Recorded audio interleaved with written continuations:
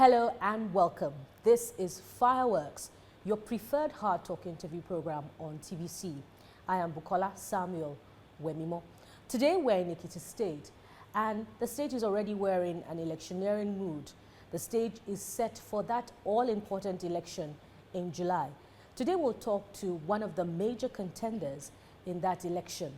Let's take a short break during which you find out who my guest is, and we'll be right back. Thank you for staying tuned to Fireworks. Today, my guest is the Deputy Governor of Ekiti State and candidate of the gubernatorial election, which is set for July 2018, Professor Olusola Eleka. Thank you for your time, sir. Thank you, Buke. Yes. Let's start this way. Before your foray into politics, you were an associate professor at the Obafemi Awolowo University. Am I correct, sir? A professor. Yes, a professor. I became professor with effective from 1st October 2012. Okay, a professor at the Obafemi Awolowo University. Yeah. So what has it been like, that transition from research work, academics, into politics? Whether you talk about academics or politics, there is one distinct future of both. You can't succeed in any of these two without being diligent. It demands a lot of intellectual capacity. The only difference is that the way you deploy that capacity may differ. So the requirements of both are essentially the same. The tools needed are essentially the same, but the way we deploy the tools definitely differ. So I'm not really at a loss coming into politics. I believe by God's grace I've been well prepared with my academic background. Okay, but prior to that time, to your being deputy governor, you were not an active politician. You were not a card-carrying member of any political party. No, I've been a member of People's Democratic Party, though not an active member as such, because I have a right to belong to associate. Absolutely. Yeah. So I've been a member of People's Democratic Party. I love the policies of PDP and their programs. So, however, I've not really been active as such in terms of contesting. You were not an active member. So we can say that you're a political neophyte. No, I don't want to agree with that. But you were not active. You see, when you talk about being a political neophyte, that means that I've not really been involved at any level. That is not true. I've contested for elections under the Nigerian Institute of Building, even right for both from the state level in Osun State and at the national level. And by God's grace, I've been victorious. But they're not the same. And against that backdrop, I ask, how do you intend to survive the murky waters of Nigerian politics? Politics is the same everywhere. You can only talk about one occurring on a micro scale and the other one occurring on a macro scale. There are a lot of similarities here and there, but the extent to which you get involved may differ. Now I'm involved on a macro scale. Micro scale, macro scale. That's theory. We're talking about practice here. No, you see, when you talk about theory, right? You make use of some tools in theory, in practice. As a member of Nigerian Institute of Building and a member of Council of Registered Builders of Nigeria, I said I've contested elections that involve campaigning in the whole entire 36 states of this nation among my professional colleagues. You are aware that research in building construction, campaigning for election into the Institute of Building, they're not the same with politics at the state level. And if you become governor, you'll be involved in politics at the national level as well. You are talking to me as if I'm a new person entirely. I've been here for the past 3.5 years. As the deputy governor of Ekiti State. That means that even if you are talking about this, using my own definition of the macro scale level of politics, that means for the past 3.5 years, I've been here. And under the tutelage of a renowned national politician, a dogged one for that matter, who we are whom we proudly refer to as a professor of grassroots politics. So if you are in a school and you have learned for 3.5 years, right? I believe if you are not a dullard, you should have learned so many things. But you were largely unknown until your adoption by Don't forget my father. as My father, the anointed candidate for the PDP. My father had been the chairman of People's Democratic Party for some years in the Ikere local government, and he was actively involved in politics, even up to the state level. That doesn't mean you were known. Now, take note Deputy of this. Governor. Take note of this, right? Take note of this very important fact, that the fact that my father had been well involved, right? We were also involved in a way, maybe indirect. I told you that I've been a registered member of People's Democratic Party. I might not have been coming out to contest. But nobody knew Professor Eleka. But Eleka is a well-known name. Nobody knew Professor Eleka in PDP politics in Ekiti State. How much more at the national level? Eleka is a name that is well known within PDP in Ekiti State. And anytime I come around, I come home, I relate with my people in the Ikere local government. My people, the PDP members in the Ikere local government will not say they don't know me. Right? And I've been an active contributor to the progress of the party. Okay. You see, there are different levels of participation, right? At the appointed time. God so you make boast in your political strength in Ikere local government. Now, you start from somewhere. Let's move forward. Your adoption by your boss, Governor Ayofayose, filled what was an already frosty relationship between him and some other candidates who have more political credentials than you. I'm talking about persons like Prince Dario Adeyeye, Mrs. Abiodun, Senator Abiodun Olujimi. Now you have succeeded in clinching that ticket. So how do you intend to manage what may be a frosty relationship between you and these men who were also eyeing that seat? When you lose out in a contest, you don't feel happy, right? But like I can rightly tell you this, that we have been making moves to reconcile everybody, because we want to go into the election as a united body. So we won't encourage divisions. But Prince Adeyeye thinks otherwise. He has made a major move by exiting the party and eyeing entry into another party so that he can also contest this race. Let's wait and see. For now, I'm not sure. I've not heard of Prince Adeyeye being the candidate of any other party. But you know that he has said that about 5 other parties are already wooing him. Well, you see, that is normal in a setting like this, right? Prince Adeyeye being a man that is well known also, some other parties may want to approach him, right, to come and be their candidate. But the choice is his. So as long as he has not made the choice, we cannot go out there and be telling people that he has done this, he has done this. Let the decision come from him first. Now, that contest at the primary election was a keen one, with you clinching 1,100 votes plus, or thereabout. 1,190. Yes, and Prince Adeyeye clinching about 771 votes. And in spite of what seemed to be a free and fair election, which was watched on television, he registered his displeasure later on, saying that delegates were intimidated by your boss, Governor Fayose, and that he wasn't allowed to campaign ahead of that primary election. How true is this? You know, that cannot be true, right? If somebody contests for an election and he was able to gather 771 votes, and you can't really say that he has not had the opportunity to campaign. I'd actually had the opportunity of meeting with delegates, meeting with the people. And don't forget that the national leadership had also been here, national leadership of PDP under the able leadership of our chairman, Prince Uche Secondos, and some other national party were here. They talked to all of us. And my governor, Dr.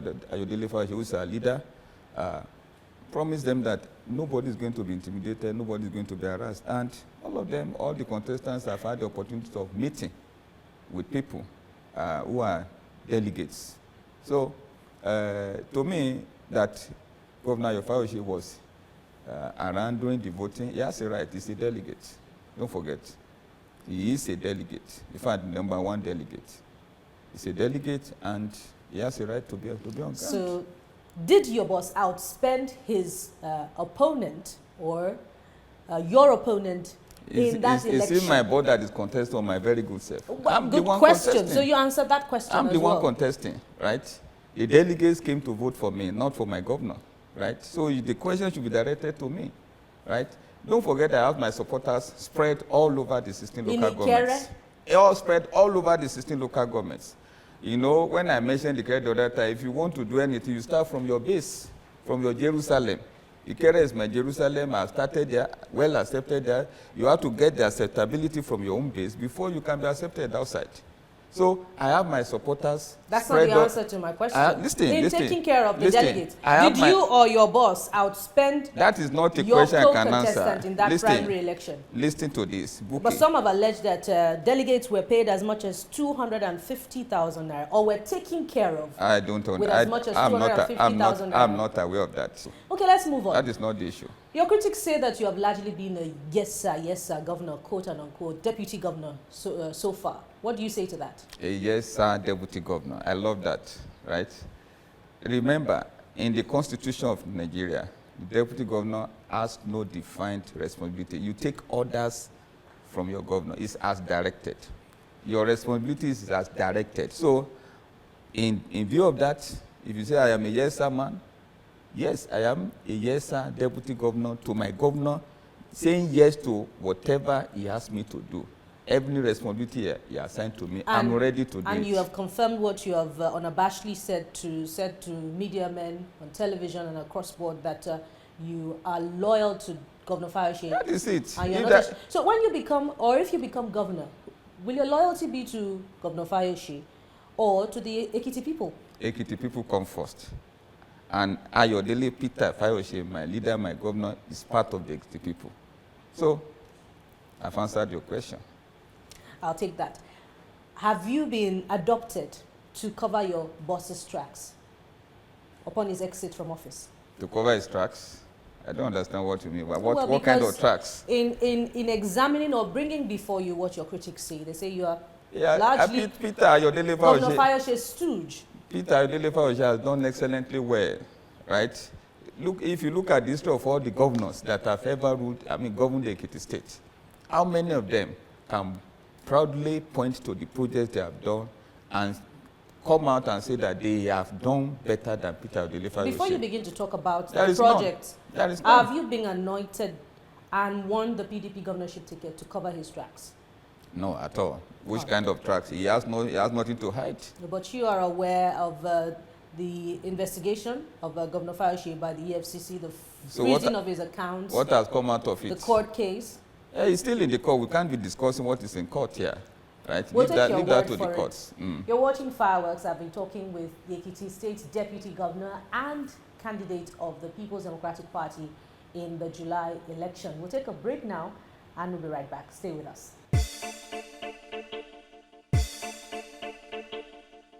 Thank you for staying tuned to Fireworks. If you've been following our conversation, today we've been taking on in the last half hour, the Deputy Governor of Ekiti State and candidate of the PDP in the July governorship election, Professor Olusola Eleka. We're moving on now to looking at why the PDP should be re-elected in July. Well, thank you. This is a very good question. I believe the yardstick that should be used by the people to vote in anybody is performance, or to vote in any party's performance. If you look at Ekiti State, in 2003 to 2006, when Peter Ayodele Fayose was governor here, under the platform of People's Democratic Party, he started the dualization of roads. People were complaining that, you see, this is what Ekiti need. Were complaining that this was what Ekiti State needed at that point in time. But today, everybody is commending him. Why? Because he has foresight. He's proactive. Today now, but for that everybody in your own words. In your own words. When you talk about majority, right? You see in statistics, right? When you have the majority commending you, right? It's a representation of the entire Ekiti State. In statistics, you can't get 100%. Well, some have said that your administration is taking credit for the background Don't worry. of work that had been done by the previous government. Good. Although your governor has contested that. I will tell you how it happened. Why don't you just And I've listen? spoken to a number of Ekiti residents upon arrival. Not every one that I've spoken with was happy about the major projects ongoing. Not because they're not good, but they talked about priority. But you can continue. Okay, thank you. Thank you for giving me that chance to continue. In 2015, we had a state education summit. That was in 2015. In fact, it was one of the decisions of the initial stakeholders meeting that I called that led to us calling that education summit. So we met and we discovered that what are the problems, what are the reasons for this failure. We discovered that the students were actually performing poorly for the past years in English and mathematics. They were not doing well, and in the sciences. So we took it upon us after doing a quick analysis of the results, right? And we introduced intervention lectures between 3 to 5, Monday to Thursdays, and then Saturdays as from 9 to 2. And we made it compulsory for every student, and we monitored. Apart from that, we began a process of encouraging the teacher. The morale of teachers was down. In the previous administration, the other firemen, Dr. Kayode Fayemi, the teachers have been molested. They have been harassed. They became demoralized because they were working in an atmosphere of fear, atmosphere of intimidation, that fear of being sacked because of one competency test or whatever, right? So we discovered that there is a need for us to encourage the teachers. So we began talking to them, began encouraging them, and organizing capacity building trainings, workshops for them. All these come together, right? And then in 2015, we went ahead to publish what we call a compendium of past questions. In those intervention lectures, we asked our teachers to concentrate on the past questions, and we exchanged teachers from one school to the other. So all this, resulted into improved performance. And thank God, by 2015, we took 18th position in ECHO. By 2016, 2017, we came first, back to back. Thank you for articulating your efforts in the Ekiti State education sector. But you were beginning to talk about the other projects, and I want you to go ahead with that. Yeah. Now, if you look at Ekiti State is essentially a civil servant state. There is a need for us to transform this state from a civil servant status to an industrially viable status. And there is no way, if you want to do that, if you want to encourage investors to come in, big factories to come in, there is a need to put in place very good infrastructures. And you will agree with me that one of the very important infrastructure is good roads. This administration, under Dr. Peter Adelefa, we embarked on rehabilitation of roads and reconstruction of roads, especially roads, truncated roads that led to Ekiti State from the other.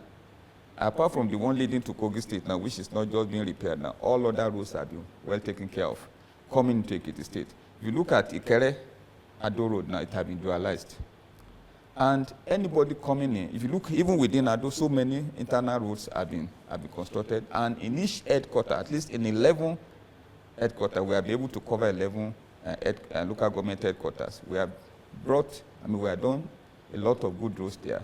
And if you don't put good infrastructures in place, the face of Ekiti State will not change. Governor Fasci has also boasted about the flyovers that he's building and all of that. But let's now match what you've outlined with one of the key campaign promises of this administration upon assumption of office, which is to improve the quality of lives of the people. And some of Ekiti residents that I've spoken to are wondering what is the place of flyovers to how to their own personal needs, to their own quality of life. This flyover is part of the infrastructures that need to be put in place. If you look at the area where we constructed the... But we've driven past the flyover. There's absolutely no traffic on the flyover. So what need is it meeting? No, it has not been commissioned, right? It has not been commissioned. If you take time... Even when it is commissioned? If you take time to study, right? You see, you may not know that there is traffic now. If you have been there... Like it is one of the smallest states, even when it is commissioned. Listen, if billions of naira was spent on that Fajri you only need to be around. You only need to observe, right? Certain areas of Ado Ekiti when there is traffic hold up. A situation where people will stay for more than 2 hours, right? Of course, Ekiti State cannot be like Lagos State. We are only praying that it will be transformed, and that's the steps we are taking, right? What is we the are place? being What is the futuristic. place of the pavilion that is being constructed right beside that flyover? How will it impact on the lives of Ekiti people? The pavilion? Yes. It's a place to gather. People can use it for social activities, right? And it's part of the things. But the pavilion will not pay the bills of of Ekiti residents. And by the way, we gathered that Governor Fayemi had built a pavilion on INEC Road in Ekiti State. I studied building and I have a PhD in structures, right? If you look at that pavilion that have been built by John Kayode Fayemi, the entire building is structurally defective. So it's part of government responsibility to be able to provide such facilities for the people also. But right? it's also part of now, government's responsibility to revamp industries. What has happened to Gossi Water in Ekiti State? If that industry had been revamped, perhaps it would have provided jobs for the people. What happened to the plywood industries that former Governor Kayode Fayemi had plans for? What has happened to... That he had plans for? Okay. Yes, had plans for. If continuity had been in governance in spite of party differences, it would have been better for Ekiti people. There cannot be continuity of Kayode Fayemi's quite a number of because other industries. What has happened to Odua textile mills? What does it take to revamp industries as against the amount spent on construction of ambitious projects like bridges, dualization of roads can be justified, like pavilions that you have also talked about, the defective nature of the one constructed by the past administration. You see, all these things you are mentioning now, all these projects took place during Kayode Fayemi administration, right? The textile industry, right, became non-existent during Kayode Fayemi administration. Is the one that we should ask, what happened? Why did they go that length to, take away our textile industry from us? And why didn't your administration take it up? Now, listen. As a noble, visionary gesture. Listen. You see, when an administration comes in, right, it is better you plan, right, so that you don't start something that you don't finish. Plan. You cannot do everything within 4 years. I ask again, how much will it cost to revamp industries as against what is spent on ambitious projects such as the Fajuri Bridge? First thing first, you ask a question, why is Ikogosi, with all the efforts that Kayode Fayemi put on it, why is it collapsing? If you point one finger, 4 will point back at you. You could have taken it up. Your administration could have taken it up. The question is, why, you see, you ask yourself the question, why did those efforts, why did it not yield why didn't the Fayoshe administration take it up? You see, you don't go into something that you know you are not going to finish, right? That's why I say first thing first. What we have in mind is putting in place adequate infrastructures. As a follow-up to that, Prof, some would ask that ambitious projects, are they convenient platforms or avenues for siphoning resources? Oja Oba Market is an ambitious project. Am I right? Let's make progress. You talked about your intention to talk about salaries being owed. Go ahead. Yeah. You see, when we came in, even when the economy was in good shape, during John Kayode Fayemi administration, by the time he was exiting, he was owing 3 months' salary. He owed the workers 3 months' salary. And we came in, by God's grace, we were able to offset all within some few months. But according to the DMO, Governor Fayoshe has borrowed a total sum of 56 billion naira since coming to power on October 16, 2014. I don't agree with that. Unless these debts have been paid. I don't agree with that. You disagree with figures from the DMO? That is not correct. The Debt Management Office? That is not correct. What they are calling 56 billion or whatever, right, is a result of the rescheduled loan, right? You know, it's like if you borrow 1 million naira and you are asked to pay for 5 months, 200,000 naira, and you don't have the capacity to pay for 5 months. Okay, please help me spread this to 2 years, right? That means that you will be paying less every month, but the total amount of money you are going to pay will definitely increase. That's exactly what happened to the state debt. And that's when we have to I mean, because Ekiti State was almost becoming solvent to the extent that we cannot, I mean, the economy is almost collapsing. So we have to reschedule all these loans incurred by the previous administration. And that was why the loans had to be spread. Some will stop paying till year 2036, some year 2022. And it has really put us in a precarious position. So as we custom now, you are poised for election victory. And you talk about continuity. So what programs are you continuing, and what new vision do you have for Ekiti? In the area of agriculture, right, we have these plans to engage our youths and also encourage more people to come in. Not only that, we also want to explore the entire value chain. I mentioned something the other time, we are not going to be talking about big factories. We produce a lot of yam, we produce a lot of banana here. Some of these, during harvest season, we have problems of storage. Our farmers have problems of storage. So there could be a way of converting some of this into other products that can be stored over a longer period of time. Like yam flour, for instance. If you go to the United States, you see what they call inyado, yam flour. They call it inyado. The yam is from Ado here. But it's not even seen by the people in Ado here. It's being consumed by the people in the United States of America. So why can't we get cottage industry that can produce yam flour here, converting those products? That will also provide employment for our youths. So, and another thing is that we also observe that most of the roads leading to these farms are not passable. And that has affected the transportation of the produce from these farms into the main markets.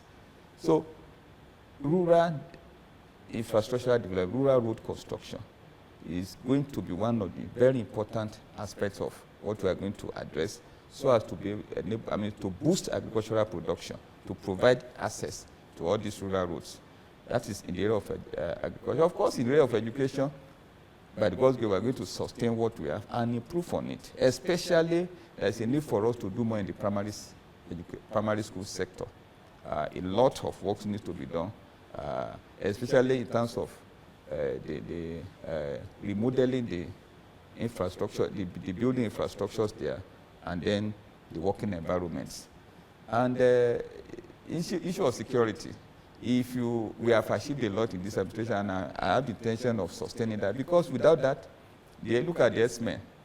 If not because of the proactive steps this administration took, most of our farmers in Okako would have been discouraged. They would have packed their loads and leave Ekiti State. But today, by God's grace, with the anti-grazing law and other similar laws, we have been able to checkmate the menace of herdsmen in Ekiti State, and we believe that we just have a responsibility to sustain that, so that our farmers can be encouraged to operate their businesses here. Evidently, the task before you is an uphill one. God is able to see me through. And we wish you the very best. Thank you very much for your time, Deputy Governor of Ekiti State, Professor Kolapo Olusola.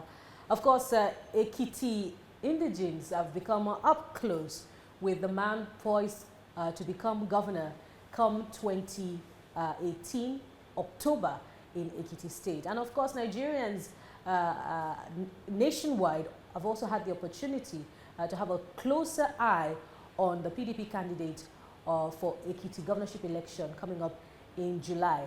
And that's why we're promising you that same time next week we'll bring you another incisive edition of the program. And until then, and on behalf of the crew, keep watching. I am Bukola Samuel Wemimo. Bye for now.